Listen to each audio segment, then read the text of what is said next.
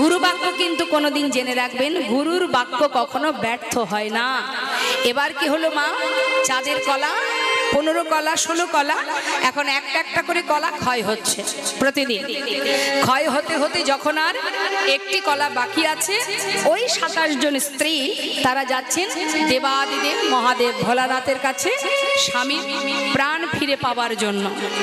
মহাদেব কৈলাসে বসে বসে নির্জন স্থান মনের আনন্দে বসে বসে ধ্যানে মগ্ন, আর 27 জন স্ত্রী তারা যাচ্ছে চন্দ্রদেবের স্ত্রী।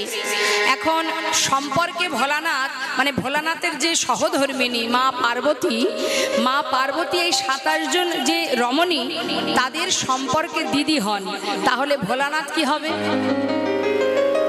সম্পর্কে কি হবে? জামাইবাবু। এখন কৈলাসে মহাদেব ধ্যানে মগ্ন, 27 জন শালী গিয়ে উপস্থিত, চিৎকার করে ডাকছে জামাইবাবু, জামাইবাবু, ও জামাইবাবু। ভোলানাথ চিন্তা করছে, ভেবেছিলাম এই পর্বতের মাথায় কেউ এসে আমাকে জ্বালাতন করবে না, এখন জামাইবাবু জামাইবাবু বলে ডাকছে, তার মানে নিশ্চয়ই শালীদের আগমন ঘটেছে। এত শালী আছে আমার, আমি জানতাম না। কি হয়েছে কি তোমাদের? বিপদে পড়েছি। কি বিপদ? আমাদের পতি প্রাণ হারাতে বসেছে, তাই একটা উপায় খুঁজবার জন্য, একটি উপায় পাওয়ার লাগিয়ে আসা। ভোলানাথ বললেন, বুঝতে পেরেছি, বিপদে পড়লেই সবাই আসে আমার কাছে, তা তোমাদের বিপদ কি? পতিকে হারাতে হবে। এক কাজ করো, আমার মাথায় যে জটা আছে, জটার মধ্যে গঙ্গা আছে, এর মধ্যে যদি তোমার স্বামীর একটা কলাও বেঁচে থাকে, সেটাকে আমার এই গঙ্গার মধ্যে রেখে যাও। এটা হচ্ছে অভিশাপ প্রুফ, যেমন ওয়াটার প্রুফ আছে না, ঠিক ওয়াটার প্রুফের মতো এটা হচ্ছে অভিশাপ প্রুফ। এর মধ্যে যদি কাউকে রাখা হয়, তার কোনো অভিশাপই আর কাজে লাগবে না।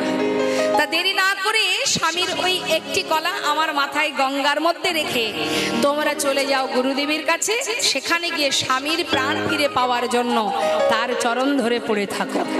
27 জন স্ত্রী দেরি না করে স্বামীর একটি কলা ভোলানাথের মাথায় রেখে চললেন বৃহস্পতি গুরুদেবের কাছে। দেখেছেন তো মা, ভোলানাথের মাথায় চাঁদের একটা কলা থাকে, হ্যাঁ ওই সেই কলা। এখন গুরু বৃহস্পতি তিনি 27 জন রমণীকে দেখে বললেন, দেখো তোমরা এসেছো আমার কাছে, তোমাদের স্বামী যদি অন্যায় করে থাকে, তোমরা তো কোনো অপরাধ করোনি, কিন্তু স্বামীর একটি কলাও যদি বেঁচে থাকতো, তাহলে কোনো একটা উপায় আমরা দিতাম। এখন তো আর কিছু করার নেই, কারণ সবই তো শেষ হয়ে গেছে। এখন তোমরা কেন এসেছো আমার কাছে? সবাই মিলে বলে উঠলেন, গুরুদেব আপনি উপায় তো বলুন, যদি কোনো উপায় থাকে আমাদের স্বামীর প্রাণটা তো ফিরে পাবো। পতি যদি হারিয়ে যায়, সে যদি মারা যায়, তাহলে আমরা সতী রমণী, কে আমাদের রক্ষা করবে, কে মান মর্যাদা দেবে, কার আশ্রয় থাকবো আমরা? একবার আপনি উপায় বলে দিন। তখন গুরুদেব বললেন, এক কাজ করো, যদি একটি কলাও বেঁচে থাকে, তাহলে ওই যে সৌমতীর্থের নদী আছে, ওই নদীতে যদি তাকে স্নান করাতে পারো, তাহলে পুনরায় তোমার প্রতি আবার পূর্ণ জ্যোতি ফিরে পাও। এই কথা শুনে দেরি না করে ভোলানাথের মাথা থেকে সেই একটি কলা নিয়ে যখন সেই নদীতে স্নান করালো, আবার পুনরায় পূর্ণ জ্যোতি ফিরে পেল চন্দ্রদেব। আশীর্বাদ স্বরূপ বলে উঠলেন, ওরে তোর কারণে যখন আমি আবার পুনরায় পূর্ণ জ্যোতি ফিরে পেয়েছি, আজ আমি তোকে আশীর্বাদ স্বরূপ নাম দিলাম, তোর নাম প্রভাস, প্রভা যুক্ত আস। পুনরায় আবার আমি নিজেকে ফিরে পেয়েছি, তাই তোর নাম হলো প্রভাস। কিন্তু সেই প্রভাস নদী এক সময় এক মুনির কাছে অভিশপ্ত হন মা, আর সেই অভিশাপ মোচনের জন্যই কিন্তু গোবিন্দ প্রভাস নদীর তীরে যজ্ঞ করেছিলেন। কি অভিশাপ? এক মুনিপুত্র গিয়েছিলেন তৃষ্ণা নিবারণের জন্য জল পান করতে। এখন যেই না নদীর ধারে গেছে, সঙ্গে সঙ্গে ওই প্রভাসের বক্ষে ছিল কুমির। সে কি করেছে? তাকে টেনে ধরে জলের ভিতরে নিয়ে গিয়ে তাকে খেয়ে ফেলে। অন্যান্য মুনিপুত্ররা সেই মুনির কাছে গিয়ে যখন ঘটনাটা খুলে বললেন, তখন সেই মুনি এসে অভিশাপ দিলেন, ওরে তোর এত বড় সাহস, আমার পুত্র তৃষ্ণা নিবারণের জন্য এসেছে, তুই তাকে প্রাণে মেরেছিস। আমি তোকে অভিশাপ দিলাম, তোর সমস্ত বক্ষের জল শুকিয়ে যাবে, প্রখর রৌদ্রের তাপে শুকনো হয়ে যাবে, মলমূত্র ত্যাগ করবে, পশু পাখি কীট পতঙ্গ সবাই তোকে ঘৃণা করবে। যখন অভিশাপ দিতে শুরু করেছে, স্বয়ং প্রভাস নিজ মূর্তি ধারণ করে করজোড়ে বললেন, হে মুনিবর, আমাকে অভিশাপ দেবেন না, আমার তো কোনো দোষ নেই। আমার বক্ষে যে কুমির বিরাজ করে, সেই কুমিরই আপনার পুত্রকে খেয়েছে, আমাকে অভিশাপ থেকে মুক্তি দিন। তখন সেই মুনি আশীর্বাদ স্বরূপ জানালেন, তবে শোন, অভিশাপ যখন দিয়েছি অভিশাপ লাগবে, কিন্তু আশীর্বাদ করে গেলাম, যেদিন তোর এই প্রভাস নদীর জল নিয়ে ভগবান অনাদি আদি কৃষ্ণচন্দ্র স্বয়ং রাধারানীর চরণ ধৌত করবে, সেই দিনই তুই মুক্তি পাবি, তার আগে নয়। নিতাই গৌর হরিবল হরিবল। তাই প্রভাস নদীর তীরে ভগবান যজ্ঞ করেছিলেন। শুধু বাবা এটাই কারণ নয়, আরো কারণ আছে মা, সেই কারণগুলো আমরা একটু শুনবো। একটু চলে যাব মহাভারতে। কুরুক্ষেত্রে যুদ্ধের পর হস্তিনাপুরে রাজা হয় ধর্মরাজ যুধিষ্ঠির। রাজা হবার পর কুন্তী পিসিমাকে একদিন ডাকলেন ভগবান কৃষ্ণ, পিসিমা, সারা জীবন কষ্ট করেছো, সন্তানদের নিয়ে বনে বনে কাটিয়েছো, আজ তোমার ছেলে হস্তিনাপুরে রাজা, তুমি রাজমাতা, জীবনের সমস্ত দুঃখ তোমার দূর হয়ে গেছে, সুখের নাগাল পেয়েছো, এবার আমাকে বিদায় দাও পিসিমা, আমি চলে যাই। কুন্তী পিসিমা মনে মনে চিন্তা করলেন, কৃষ্ণ যখনই আমাকে ছেড়ে ঘরে ফিরে যায়, যাওয়ার আগে আমাকে বলে পিসিমা আমি আসি, কিন্তু আজ কি বলছে মা, আমি যাই। তার মানে যদি বাড়ির কোনো ব্যক্তি ঘর থেকে বাহির হওয়া মাত্রই ভুল করে বলে যে আমি যাই, দেখবেন বাড়ির ভিতরে যারা থাকে তারা কি বলে, বল আসি, যাই বলতে নেই। কৃষ্ণচন্দ্র যখনই এমন কথাটা বললেন, মা কুন্তী মনে মনে চিন্তা করলেন, কৃষ্ণ কি তবে আর কখনো ফিরে আসবে না? এতদিন আমার কাছ থেকে ঘরে যাবার সময় বলেছে পিসিমা আমি আসি, আজ কেন যাই কথাটা বলল, তবে কি সে আর আসবে না? পিসিমা, বিদায় নেবার আগে তোমায় বর দিয়ে যাব, বলো তুমি কি বর চাও, বলো। আজকের আনন্দের দিনে তুমি যা চাইবে তোমাকে তাই দেব। কৃষ্ণ, তুই আমাকে বর দিবি? হ্যাঁ পিসিমা, বলো তুমি কি বর চাও। কুন্তী পিসিমা বলে উঠলেন, কৃষ্ণ, যদি বরে দিতে হয় তবে বর দিয়ে যাও। কি বর জানো? এতদিন আমার দুঃখ ছিল, কষ্ট ছিল, আমার যন্ত্রণা ছিল, তাই আমার 5 পুত্রের সঙ্গে তুমি বন্ধুর মতো ছিলে। আজ আমার ছেলে হস্তিনাপুরের রাজা, রাজ সুখ পেয়েছি আমি, আর তো আমার জীবনে দুঃখ নেই, তাই চিরতরে কৃষ্ণহারা হতে হচ্ছে আমায়। তাই যাবার কালে যদি বর দিয়েই যেতে হয়, এই বর দিয়ে যাও। জীবনের আর যে কটা দিন পৃথিবীতে বেঁচে থাকবো, আর যত দুঃখ আছে, যন্ত্রণা আছে, আর যত বেদনা আছে, সবটুকু তুমি আমায় দিয়ে যাও। এতটুকু সুখ, এতটুকু খুশি যেন আমার জীবনে না থাকে।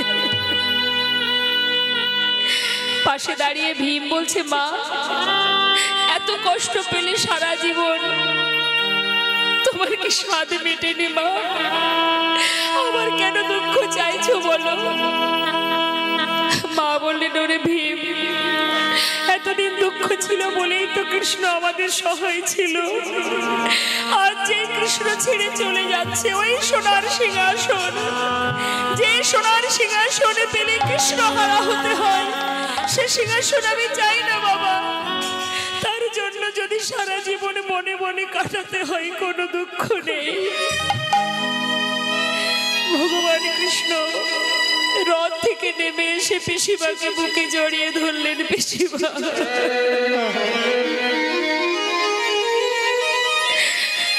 জীবনের এত কষ্ট পেয়েও তুমি আবার কেন দুঃখ চাও পিসিমা? এত ভালোবাসো তুমি আমায় পিসিমা, আমি তোমার ভালোবাসায় বাধা পড়ে গেলাম। যখনই তুমি স্মরণ করবে আমি তোমার কাছে এসে ধরা দেব। পিসিমাকে সান্ত্বনা দিয়ে এবার গোবিন্দ চলে যাচ্ছে রথে উঠে। কিছুটা পথ গেছে মা, হঠাৎ পিছন থেকে আর এক মা চিৎকার করে উঠলে, মাধব!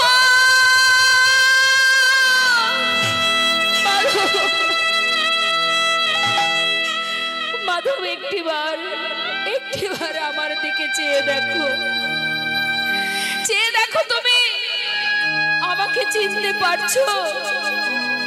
ভালো করে দেখো আমি কে। দেখো ভালো, আমি সেই মা, এক নয় দুই নয়, শত পুত্রকে হারিয়েছি আমি, অভাগিনী জননী গান্ধারী। যাবার আগে একটা কথা শুনে যাও, তুমি যদি না চাইতে এই যুদ্ধ হতো না। তুমি আমার সন্তানদের প্রাণে মেরেছো, বংশে বাতি দেওয়ার মতো একটা প্রদীপ বাঁচিয়ে রাখোনি। তুমি চেয়েছো, তুমি আমাকে কাঙালে করেছো। আজ আমি সুবল কন্যা, আজ আমি তোমায় অভিশাপ দিচ্ছি। যেমন করে কুরু বংশ ধ্বংস হয়ে গেছে, তেমন তোমার যদু বংশ ধ্বংস হয়ে যাবে। একটা দিনও বেঁচে থাকবে না, আর তোমারও মৃত্যু হবে এক ব্যাধের হাতে। আমি তোমায় অভিশাপ দিলাম, তোমার মৃত্যু হবে ব্যাধের হাতে। সমস্ত রাজসভায় প্রত্যেকে মাতা গান্ধারীকে জড়িয়ে ধরে বলছে, মা তুমি অভিশাপ ফিরিয়ে নাও, এমন অভিশাপ করো না। মাতা গান্ধারী ধুলাই লুটিয়ে সন্তানদের কথা মনে করে চিৎকার করে কাঁদছে। ভগবানের রথ থেকে নেমে এসে সবাইকে বললেন, ওগো তোমরা শান্ত হও, তোমরা কিছু বলো না। মা তো কোনো ভুল কথা বলেনি, এক নয় দুই নয়, শত সন্তান হারা মা, সে তো কোনো ভুল কথা বলেনি গো। শোনো, কুরুক্ষেত্রের মাঠে জয়ের আনন্দ যেমন আমি পেয়েছি, তেমন পরাজয় যারা হয়েছে তাদের যন্ত্রণাও আমি পেয়েছি। সকল মায়ের আশীর্বাদ যেমন আমি পেয়েছি, তেমন সকল মায়ের অভিশাপও আমি মাথায় নিতে চাই।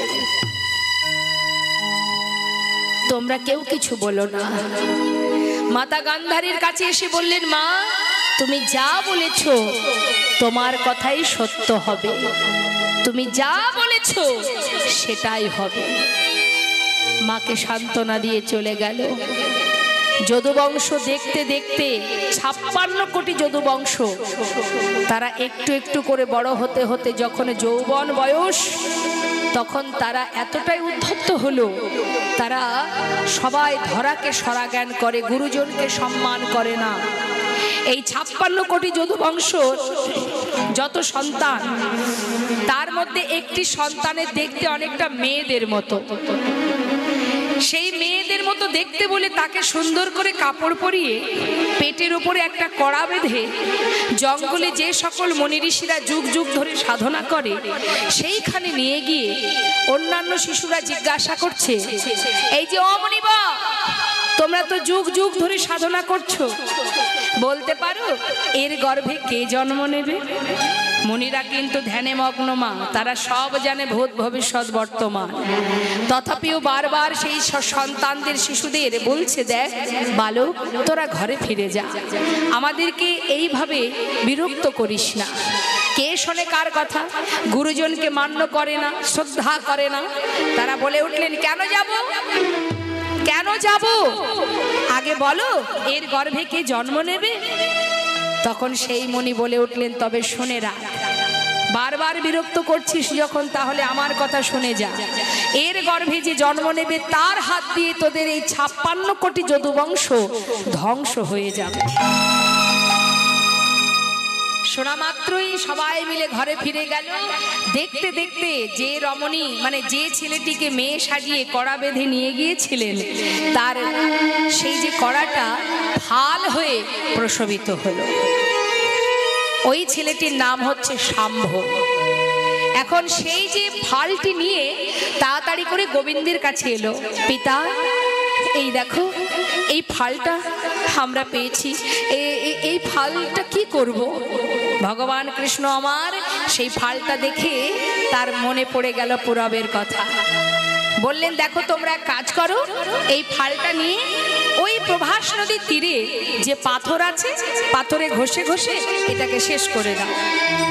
সবাই মিলে ছুটলেন নদীর ধারে, পাথরে ঘষছে ফালটা, যত ঘষছে তত ফেনা বাহির হচ্ছে, আর ফেনাগুলো মা নদীর ধার দিয়ে দিয়ে যাচ্ছে, আর যত নদীর ধার দিয়ে ফেনা যাচ্ছে তত নল খাগড়ার গাছ তৈরি হচ্ছে। এইভাবে ঘষতে ঘষতে যখন আর এতটুকু বাকি আছে, চিন্তা করছে এটা দিয়ে আর কি হবে, সেটা নিয়ে বেশ ছোট্ট একটি ফাল চিন্তা করছে এটা দিয়ে আর কিছু করতে পারবে না, সেটাকে জলের মধ্যে ছুঁড়ে ফেলে দিয়েছে। আর যেই না ফেলে দিয়েছে, সেই যে ছোট্ট ফালটি গিলে খেয়েছে কে? রাঘব বোয়াল বলে একটি মাছ।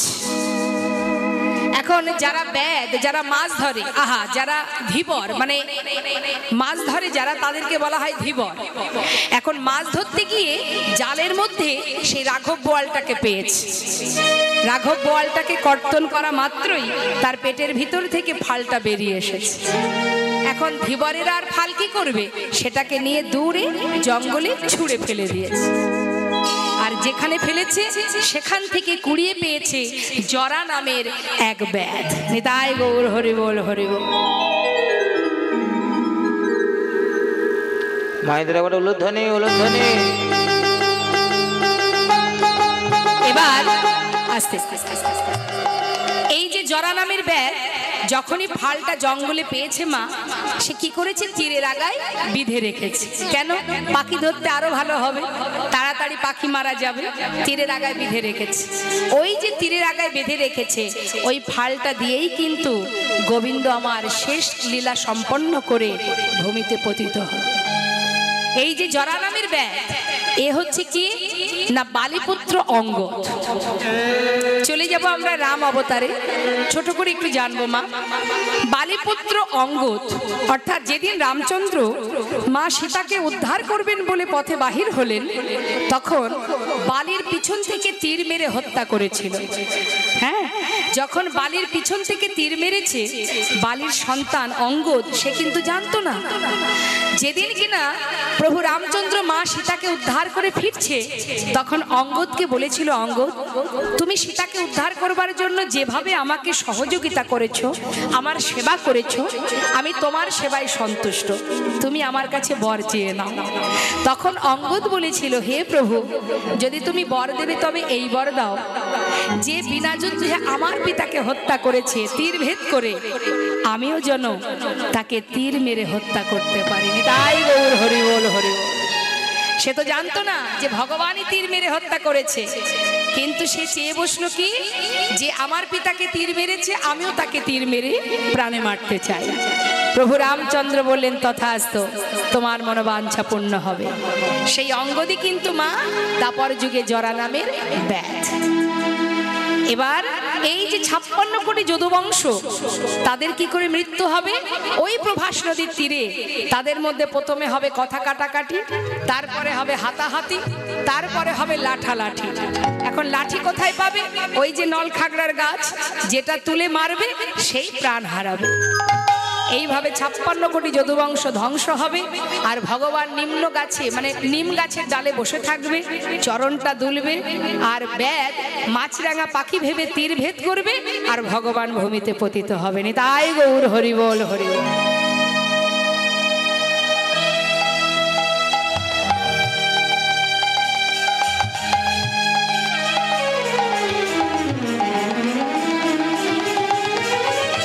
তো আমরা ছোট ছোট করে মূল বিষয়গুলো জানতে পারলাম।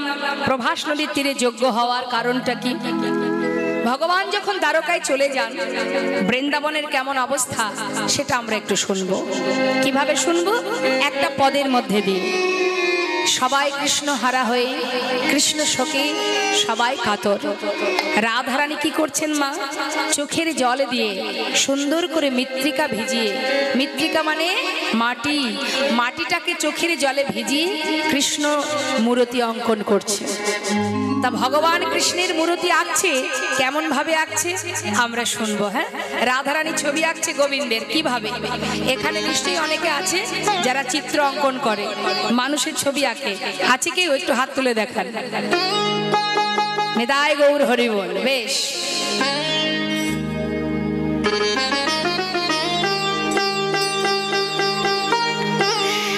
ভালো ছবি আঁকতে পারিস তাই তো? ছবি আঁকিস তো? মানুষের ছবি আঁকিস? আচ্ছা বল, যখন মানুষের ছবি আঁকতে হয় কোথা থেকে শুরু করতে হয়, মাথা থেকে না চরণ থেকে? ছবি আঁকার প্রথম শুরু কোথা থেকে হয়, মস্তক না চরণ? তাহলে হয় মস্তক থেকে শুরু করতে হবে, না হলে চরণ থেকে শুরু করতে হবে। কিন্তু পদাবলিতে আজকে একটু অন্য কথা বলছে বাবা। কি করছে মা? রাধারানী চিত্র আঁকছে, মানে ছবি আঁকছে। শুনুন কিভাবে ছবি আঁকছে। প্রথমে আঁকছে কোথায়? আগে আঁকছে কোমরটা। হ্যাঁ, কোমরটা আগে আঁকছে। কিভাবে? আহা, কৃষ্ণ কৃষ্ণ বলি কাঁদে বাহু তুলি মরমে দারুণ ব্যথা। কৃষ্ণ কৃষ্ণ বলি কাঁদে বাহু তুলি মরমে দারুণ ব্যথা। মৃত্তিকায় উপরে মূরতি আঁকিয়া কহে তার শনে কথা। ওই না মৃত্তিকার উপরে ওই মূরতি আঁকিয়া কহে তার শনে কথা। বলে একবার বধূ কথা বলো, একবার বধূ তুমি কথা বলো। ফিরে আসো কিবা নাইবা আসো। একবার বধূ কথা বলো, ফিরে আসো কিবা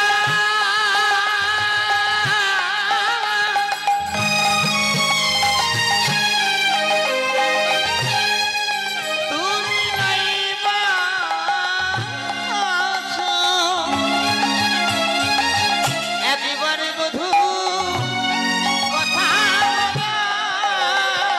মৃত্তিকায় পরে মূরতি আঁকিয়া কহে তার শনে কথা। সুন্দর করে ছবি আঁকছে। কেমন ভাবে? আঁকিয়া সে কটি পরাই ধটি কত না যতন করি। ওই আঁকিয়া সে কোটি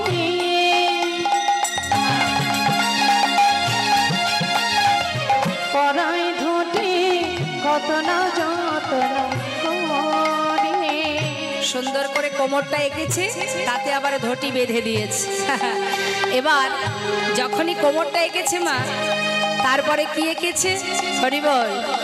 নাভি সরোবর আঁকিল তার পর কত না যতন করি। ওই না নাভি সর্ব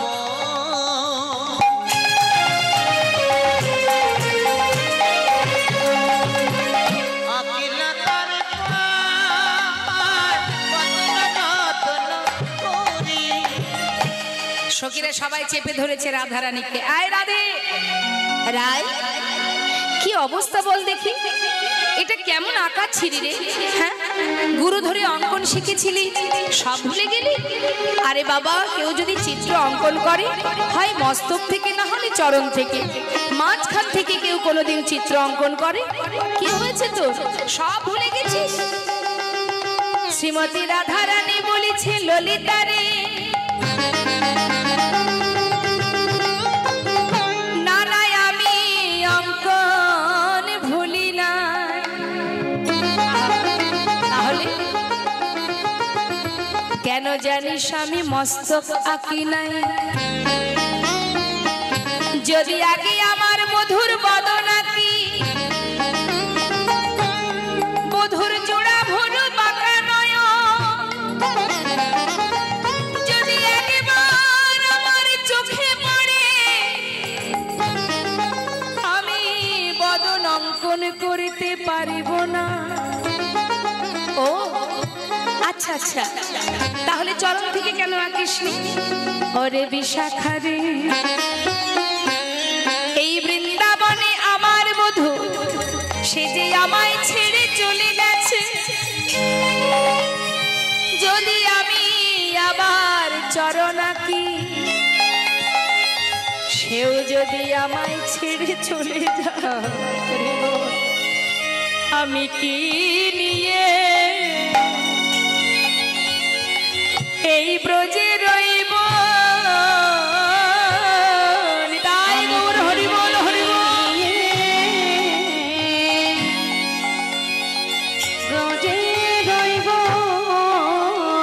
চরণ দিলে যদি বধূ চলে যায়,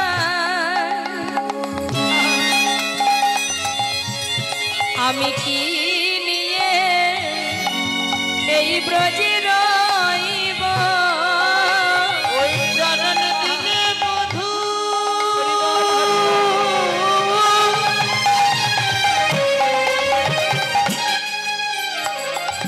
সখীরা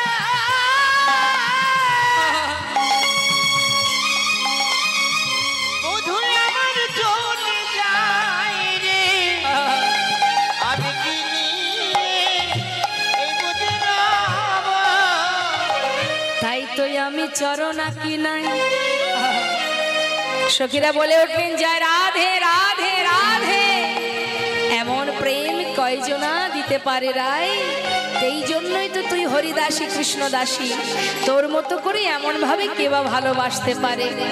তারপরে এবার আঁকছে মা, কোন পর্যন্ত এঁকেছে? নাভি সরোবর, নাভি পর্যন্ত আঁকার পর এবার উপরে উঠছে। কি এঁকেছে? বাহু দুটি আঁকি, দেখো ছলো ছলো আঁকি, অগ বাঁশিটি দিল সেই করে। ওই বাহু দুটি আঁকি,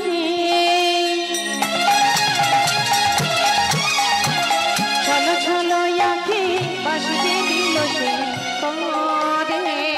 যেই না সুন্দর করে দুটো হাত এঁকে বাঁশিটা এঁকে দিয়েছে মা, বাঁশিটা আঁকার পর আর রাধারানী নিজেকে ধরে রাখতে পারছে না।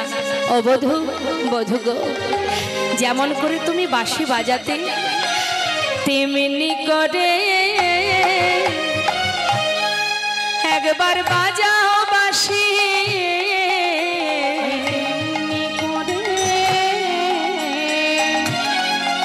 একবার বাজাও বাঁশি, যে বাঁশি শুনে ও গো বধূ গো,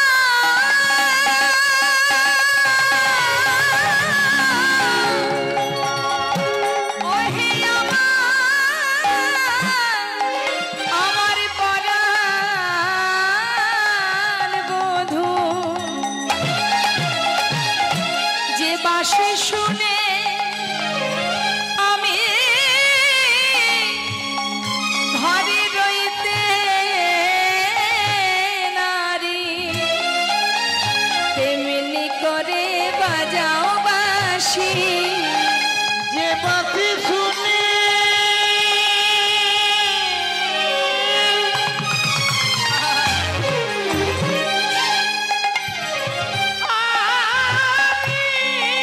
হরি বল, হরি বল। আমি ঘরে রইতে নারী, তেমনি করে বাজা বাঁশি। কণ্ঠ কুম্ভ কিবা অনুপম শোভা, অগয়া কিল পরে পরে। কণ্ঠকুম্ভ কিবা অনুপম শোভা, আঁকিল তারপরে পরে। জয় নিতাই। আমার ছবি এঁকেছেন কখনো? এঁকেছেন? আমি আপনাদের কাছে জিজ্ঞাসা করছি, ছবি এঁকেছেন কখনো? গল্প করেছেন কখনো? গল্প করেছে। গল্প করতে সবাই ভালোবাসে, কিন্তু কৃষ্ণের শ্রীবদন অঙ্কন করা অত সহজ নয়। হৃদয় মন্দিরে তো অঙ্কন করাই যায়, এত কথা না বলে। এত কথা কেন? আজ আমার রাধারানী কৃষ্ণ শোকে কাতর হয়ে আমরা কখনো ভাবি না যে আমরা বড় ভক্ত। দেখবেন একটু মালা জপ যদি করেছি বা একটু শাস্ত্র পড়েছি, কে দিনে যদি 2 থেকে 4 বার ভগবানের সেবা দিয়েছি, আমরা নিজেরা এতটা গর্ববোধ করি যে আমি ভক্ত। ভাবি তো, ভক্ত বললেই কি ভক্ত হওয়া যায়? অত সহজ নয়। শান্ত হয়ে চিত্ত নিবেশ করে স্থির হয়ে মনোযোগ সহকারে আস্বাদন করতে হবে। মহাজনী পদ পদাবলী না থাকলে আমরা বৃন্দাবনে গোবিন্দ কি কি লীলা করেছিল, কিভাবে করেছিল, আমরা কেউ জানতে পারতাম না। তিনি জানালেন, গৌর হরি জানালেন, তাই জেনেছি। না হলে কি করে জানবো গোবিন্দ কি লীলা করেছে বৃন্দাবনে? সে তো দাপরের ঘটনা, আমরা তো কলির জীব। জানালো কে? এই সকল মহাজন যারা গৌর হরির পার্ষদ, গৌর হরির সাথে থেকে গৌর হরি মুখে বলেছেন আর পদাবলী করেছেন। সেই কারণেই আমরা রাধা গোবিন্দকে চিনেছি, জেনেছি। আজ ভাবের আবেশে কৃষ্ণ প্রেমে পাগল হয়ে প্রেমময়ী রাধা রানী চোখের জলে বুক ভাসিয়ে কাঁদছে আর বধুর চিত্র অঙ্কন করছে। কণ্ঠ পর্যন্ত এঁকেছে মা। এরবার রইল বাকি কি? বদনটা। যেই না নিজে হাতে সুন্দর করে বদন এঁকেছে, বদন আঁকা মাত্রই নিজেকে আর ধরে রাখতে পারল না। সেই বদনের উপরে নিজের বদনটা রেখে চোখের জলে বধুর বদন ধুইয়ে দিচ্ছে। মুখে মুখ দিয়া কাঁদিয়া কাঁদিয়া কহে তার শনে কথা।